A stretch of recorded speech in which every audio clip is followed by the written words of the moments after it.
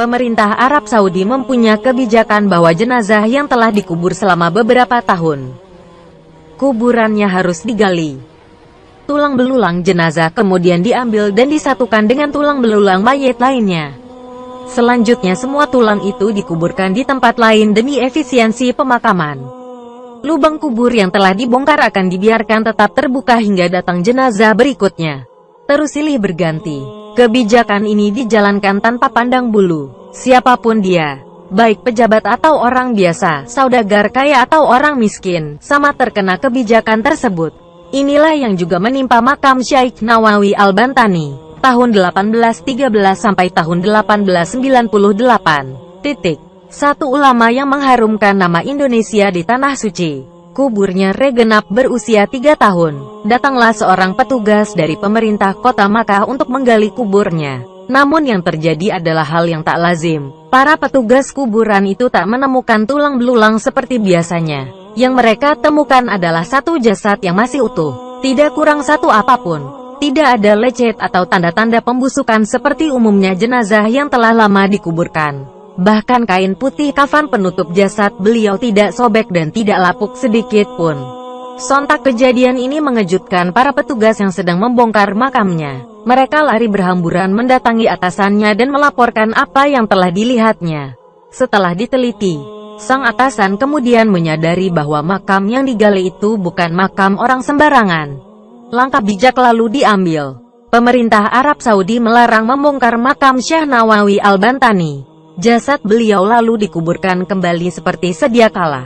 Hingga sekarang makam beliau tetap berada di Makkah. Syekh Nawawi Al-Jawi Al-Bantani, tahun 1813 sampai tahun 1898. Nama lengkapnya ialah Abu Abdul Mukti Muhammad Nawawi bin Umar bin Arabi Al-Jawi Al-Bantani. Ia dilahirkan di Tanara, Serang, Banten, pada tahun 1230H, 1813 M. Ayahnya seorang tokoh agama yang sangat disegani. Syekh Nawawi Al-Jawi Al-Bantani merupakan turunan ke-13 dari Wali Allah Kanjeng Sunan Gunung Jati, Cirebon. Ia masih punya hubungan nasab dengan Maulana Syarif Hidayatullah atau Sunan Gunung Jati Cirebon, dari keturunan Raja Banten Sultan Maulana Hasanuddin yang merupakan anak dari Sunan Gunung Jati, Cirebon.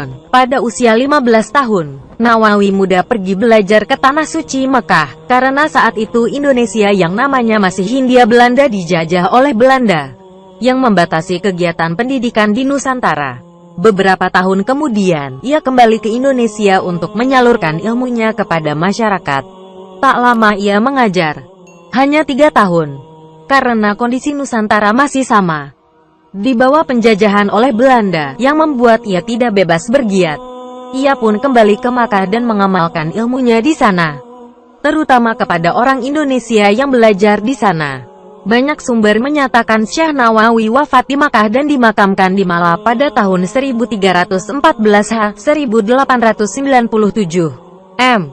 Namun menurut Al-A'lam dan Mu'jam Mu'allim, dua kitab yang membahas tokoh dan guru yang berpengaruh di dunia Islam, ia wafat pada 1316 H. 1898 M. Syekh Nawawi Al-Bantani adalah satu dari 3 ulama Indonesia yang mengajar di Masjid Al-Haram di Makkah Al-Mukarramah pada abad ke-19 dan awal abad ke-20.